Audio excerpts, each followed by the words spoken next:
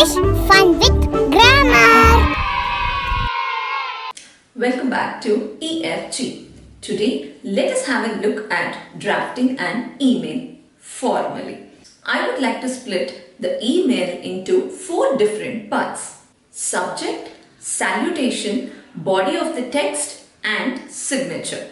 Before we have a look at all these, please make sure that your email ID is formal. Most of us would have created an email ID when we were young.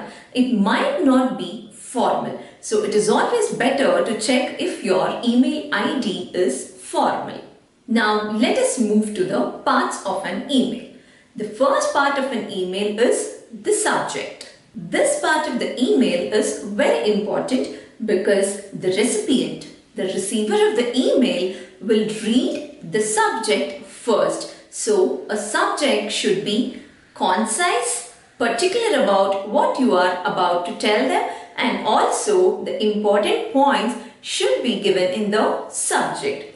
Make sure that the subject is short and detailed. Also make sure that the information given in the subject does not mislead the recipient, because it might even make the receiver to reject your email, or it might directly go to the spam. So always make sure that the appropriate information is provided in the subject.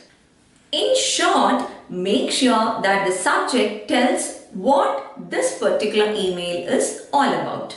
Salutation. Here you will have to address the recipient by their names. For example, you may use Mr., Miss or Dear before the recipient's name.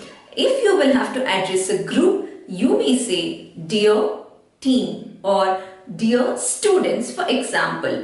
If you are not sure about who the recipient is, you may address them to whom it may concern. Body of the email.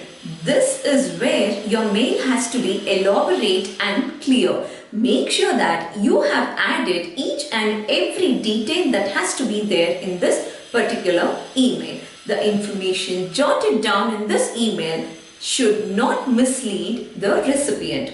Also, remember that the recipient might not know you or might not even know what this email is about. So make sure that your words are clear enough.